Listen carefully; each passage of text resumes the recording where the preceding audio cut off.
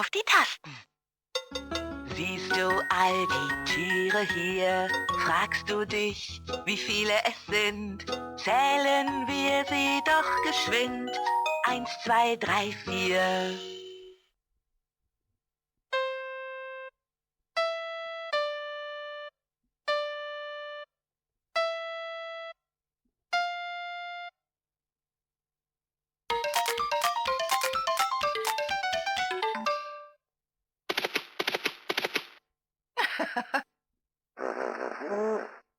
Raw. Zebra, Giraffe, Nilpferd, Tiger. Zebras haben Streifen, die schwarzen und weißen. Sind sie versteckt, wird keins entdeckt. Giraffe kommt heran, Giraffe kommt heran. Sie kommt sogar an Blätter von der höchsten Krone dran. Wenn die Nilpferde baden gehen, planschen sie ganz vergnügt, du wirst sehen. Tiger sind Katzen, schnell und stark, schleichen auf Tatzen im Dschungel Tag für Tag.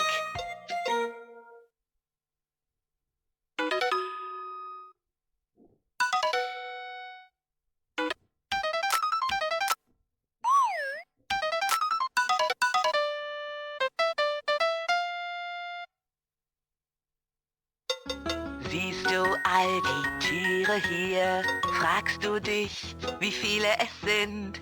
Zählen wir sie doch geschwind. 1, 2, 3, 4.